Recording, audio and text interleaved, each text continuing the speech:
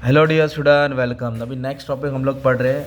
Topic का बहुत बेकार है पर अच्छे से कोशिश करेंगे। Registration with various authority. जब आप लोग गुड्स को एक्सपोर्ट करेंगे, आप लोग इंडिया वाले और गुड्स को एक्सपोर्ट करेंगे तो आपको अलग अलग का अथॉरिटी से लाइसेंस लेना पड़ेगा, डॉक्यूमेंट बनाना पड़ेगा। डॉक्यूमेंट नहीं देगा तो जगह जगह पे पुलिस नाकाबंदी पकड़ के तुम्हारा माल घर पे ही भेजेगा तुम्हारे। तो अपनों को अथॉरिटी के साथ क्या करना पड़ेगा, डॉक्यूमेंट बनाना पड़ेगा। तो पहले रजिस्ट्रेशन तुम्हारा कंपनी का होना चाहिए ना भाई। तुम्हारी कंपनी अगर जॉइंट कंपनी तो जॉइंट कंपनी एक्ट के हिसाब से रजिस्टर करो। अगर पार्टनरशिप एक्ट है तो पार्टनरशिप एक्ट के हिसाब से रजिस्टर करो। कोऑपरेटिव बिजनेस है तो कोऑपरेटिव एक्ट के हिसाब से रजिस्टर करो। सोल ट्रेडर है तो कोई रजिस्ट्रेशन करने की जरूरत नहीं है, पर बिजनेस को रजिस्ट्रेशन होना चाहिए, लाइसेंस तो होना चाहिए ना बिजनेस जो कर रहे हैं। फिर दूसरा लाइसेंस आरबीआई से लेने का है। आरबीआई से भी रजिस्ट्रेशन कराना पड़ता है, मतलब अपना रजिस्ट्रेशन आरबीआई के साथ भी करना पड़ता है। और वही मतलब now RBI registration for export is not required. पहले ज़रूरी था, अब आरबी एक कोड नंबर मिल जाएगा तुमको, उसके बाद आरबीआई से रजिस्ट्रेशन करना की ज़रूरत नहीं है।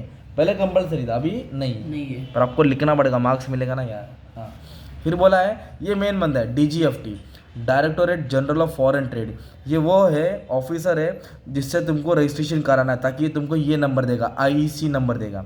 आईसी को बोलते हैं इंपोर्ट एक्सपोर्टर कोड नंबर। ये नंबर से हम लोग क्या कर सकते हैं मालूम है, पूरे एक्सपोर्ट लेवल पे मचा सकते हैं। ये 10 डिजिट का कोड नंबर होता है, वो तो जैसे पैन कार्ड रहता है ना, वैसे आईसी नंबर मिलेगा। आप लोग कोई भी कंट्री में गुड्स को एक्सपोर्ट कर सकते हो, राइट। अगर ये नंबर नहीं रहेगा आप लोग कुछ भी चीज़ कर ही नहीं सकते। आईसी कोड नहीं मिलेगा डीजीएफटी से, यू कैन नॉट एक्सपोर्ट। इधर लिखा भी है, no exporter is allowed to export without IC number, है ना। तो डीजीएफटी के पास हाथ पैर जोड़ना पड़ेगा भाई, दे ठीक है। फिर आपको रजिस्ट्रेशन करना पड़ेगा टैक्स अथॉरिटी से, क्योंकि आप गुड्स को एक्सपोर्ट करेंगे तो आपके पास एक पैन कार्ड होना चाहिए कंपनी का। फिर जीएसटी जो भी है, पहले वैट था, अब जीएसटी टैक्स देना पड़ेगा। Central excise authority to claim exemption of excise duty, इससे भी कॉन्टैक्ट बनाना पड़ेगा ताकि तुमको कुछ भी इंसेंटिव मिलेगा तो रिटर्न पे बैक होगा। तो exporter need to register with various tax authority, अलग अलग अथॉरिटी से क्या लेना पड़ेगा, रजिस्ट्रेशन करना पड़ेगा। क्या कुछ चीज़ तुम्हारे लिए माफ़ है, कुछ तुमको डिडक्शन मिलेगा, कुछ करेंगे नहीं तो तुमको फ़ायदा ही नहीं मिलेगा। फिर एक आता है export promotion council. Okay, registration with EP is not compulsory नहीं है, पर ये important exporter to become a member of concern EPC. अगर तुम इसका मेंबर मिलेंगे ना तो ऐसा 2080 ईपीसी है, तो इससे मेंबर बनने से क्या होगा, तुमको कुछ डिस्काउंट में मिलेगा, कुछ फ़ायदा होएगा और तुमको एक अलग से सेवा मिलेगा, सर्विस मिलेगा। फॉर एग्जांपल रेडीमेड गारमेंट, जो भी रेडीमेड गारमेंट एक्सपोर्टर है वो अपने आप को रजिस्टर करते हैं अपैरल ईपीसी में।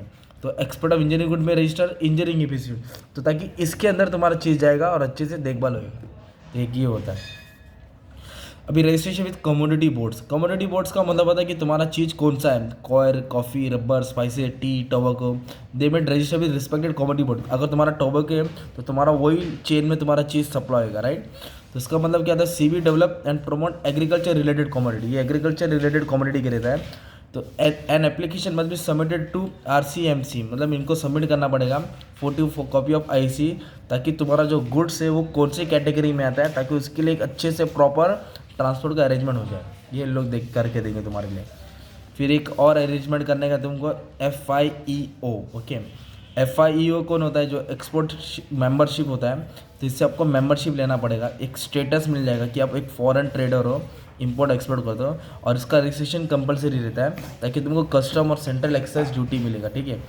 तो FEO कैन इशू RCMC एक डॉक्यूमेंट रहता है, राइट, जो मल्टी प्रोडक्ट ग्रुप कैटेगरी, मतलब वो अलग अलग चीज़ का अलग अलग प्रोडक्ट रहता है जिससे तुम सप्लाई कर सकते हैं। अगर ये इससे तुम रजिस्ट्रेशन करेंगे, एक चीज़ नहीं, मल्टी प्रोडक्ट तुम लोग क्या कर सकते हो, सप्लाई कर सकते हो।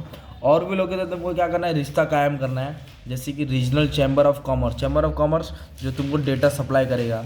एक्सपोर्ट क्रेडिट गारंटी कॉर्पोरेशन, जिससे तुमको क्रेडिट मिलेगा, right. Indian institute of foreign trade जो देखभाल करेगा, प्रमोशन वाले, पैकेजिंग वाले, काउंसिल वाले, जो तुमको गाइड करेंगे कि एक्सपोर्टर में क्या क्या चीज़ का रिक्वायरमेंट आता है। अगर कोई दिक्कत आए तो ये सब अथॉरिटीज तुमको हेल्प करेंगे। और विदाउट डॉक्यूमेंट फिर काम तुम्हारा क्या होगा, दिक्कत वाला हो जाएगा। तो ये आंसर टॉपिक IMP है, तुम लोग को अच्छे से ध्यान देना पड़ेगा, ठीक है। Thank you very much.